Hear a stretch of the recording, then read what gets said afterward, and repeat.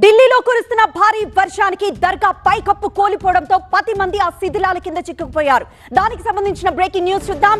ఢిల్లీ హుమాయూన్ సమాధి దగ్గర ప్రమాదం జరిగింది. సమాధి ప్రాంగణంలో గోడ కూలిపోయింది. శిథిలాల కింద జనం చిక్కుకుపోయారు. సహాయక చర్యలు చేపట్టారు అధికారులు. దేశ రాజధాని ఢిల్లీలో భారీ వర్షాలు కురుస్తున్నాయి. నిజాముద్దీన్ ప్రాంతంలో ఉన్న హుమాయూన్ సమాధి దగ్గర ఈ ప్రమాదం జరిగింది.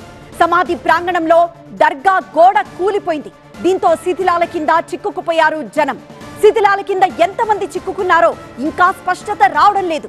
శుక్రవారం కావడంతో ఆ ప్రాంతంలో భారీగా జనం ఉన్నట్లు తెలుస్తోంది. ఇక ఎన్డీఆర్ఎఫ్ బృందాలతో పాటు ఫైర్ సిబ్బంది సహాయక చర్యల్లో పాల్గొంటున్నారు.